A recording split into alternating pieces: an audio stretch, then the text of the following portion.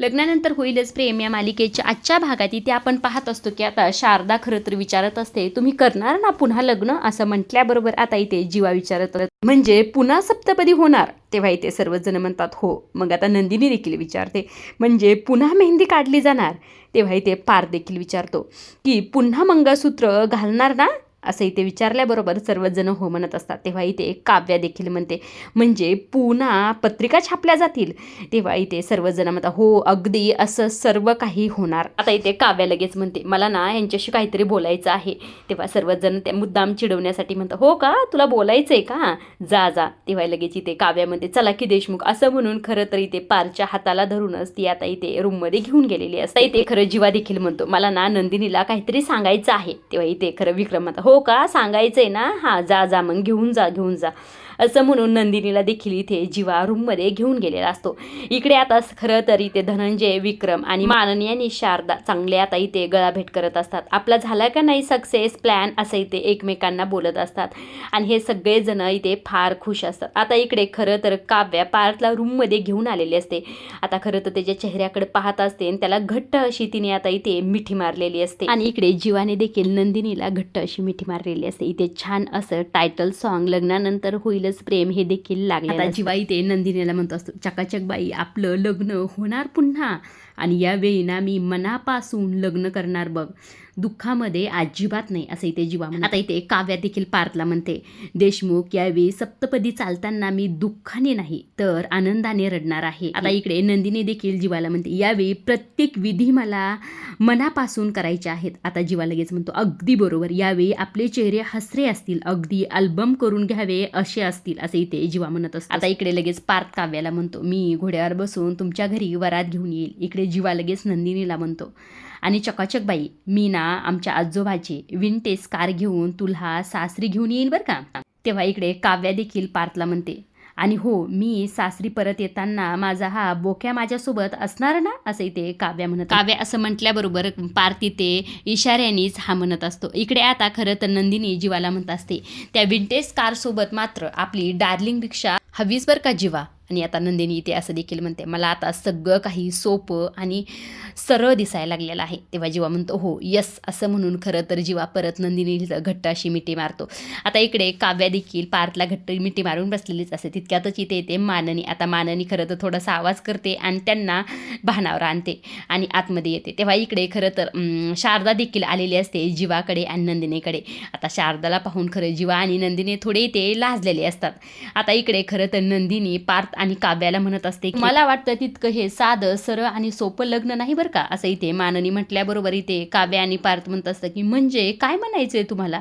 तेव्हा इकडे दुसऱ्या बाजूला शारदा आणि आणखी बऱ्याच गोष्टी असतील, असं म्हटल्यावर इथे नंदिनी आणि जीवा म्हणतात, म्हणजे काय. आता ह्या सर्व काही प्रश्नांचे उत्तर यांना मिळण्यासाठी खरं यांना इथे खाली बोलवलेलं असतं. आता सर्वजण छान नाश्ता आणि चाय एन्जॉय करत इथे सर्व प्रश्नाचे उत्तर देणार असतात. आता इथे विक्रम म्हणतात, म्हणजे स्थळ बघण्यासाठी रीतसर फोन केला जाईल. आता लगेच धनंजय म्हणतात, म्हणजे बघण्याचा कार्यक्रम होईल, मुलींना बघायला मुलं येतील. आता लगेच माननी म्हणते, पण प्रत्येक वेळेस तेच कशाला सांगा बरं मला, कारण की दरवेळेस मुलांनीच मुलींना का बघायला जावं. तेव्हा शारदा देखील म्हणते, तेच तर मला देखील तसंच वाटत आहे, कधीतरी मुलीकडच्यांनी मुलं बघायला यावं की आम्हाला देखील आयते कांदा पोहे खायला छान वाटेल की, असं इथे शारदा म्हणत आहे. इथे पार्थ म्हणतो, म्हणजे बघायच्या कार्यक्रमापासून सुरुवात करायची तर. आता लगेच जीवा इथे म्हणतो, आता खरं तर विक्रमला आणि माननीला म्हणत असतो, म्हणजे तुमच्या दोघांना इथे खरं तर मला वाटतंय वेडच लागला आहे. माननी म्हणत असते, लागू दे वेड आम्हाला, लागू दे. प्रत्येक वेळेला शहाणपण कशाला हवंय जीवा, सांग बरं मला. आम्हाला नकोच हे शहाणपण, कारण शहाणपणाने जग चालतं. आणि असं म्हटल्याबरोबर लगेच धनंजय म्हणत असतात की आणि प्रेमाच्या दुनियेत वेडच लागतं, असं म्हटल्याबरोबर खरं इथे सर्वजण फार हसत असतात. आता इकडे लगेच विक्रम म्हणत असतात, चला मग आता जाहीर करतो सुपारी फुटली लग्नाची, असं इथे विक्रम म्हणत असतात. असं विक्रमनी म्हटल्याबरोबर खरं सगळेच इथे छान अशा टाळ्या वाजत असतात. तितक्यातच इथे येते रम्या लगेच म्हणते, लग्न कुणाचं लग्न, असं म्हटल्यावर खरं सर्वच जण इथे शांत झालेले असतात. इथे लगेच पार्थ म्हणत असतो की आमचं लग्न आहे का, तुला काही करायचं आहे का, ह्याही लग्नात तुला आमचं लग्न कसं मोडेल याचीच प्लॅनिंग करायची आहे तुला आणि तुझ्या आईला, असं इथे पार्थ म्हणत असतो. तेव्हा मात्र इकडे रम्या लगेच म्हणते, आता लगेच रम्या म्हणते, असं का बोलतोस पार्थ, मी म्हटलं ना तुला, असं म्हटल्याबरोबर खरं इथे कुणीच काहीच बोललेलं नसतं, सगळे शांत असतात. तेव्हा इथे काव्या उठती आणि इथे रम्याला म्हणत असते, ऐक ना रम्या, असं म्हणून खरं काव्या इथे रम्याकडे गेलेली असते आणि तिला म्हणत असते की आम्ही चौघं लग्न करणार आहोत, आधीच्या जबरदस्तीच्या नात्यातून आम्ही आता डिवोर्स घेणार आहोत. असं हे ऐकल्याबरोबर खरं रम्याच्या पायाखालची जमीन सरकलेली असते.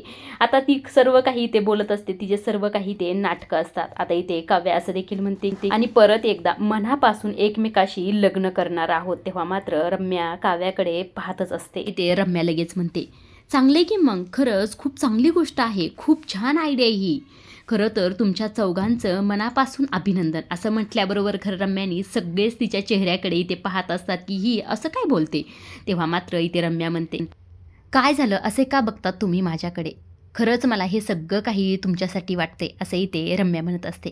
आता सर्वजण खरं तिच्या चेहऱ्याकडे पाहतच असतात.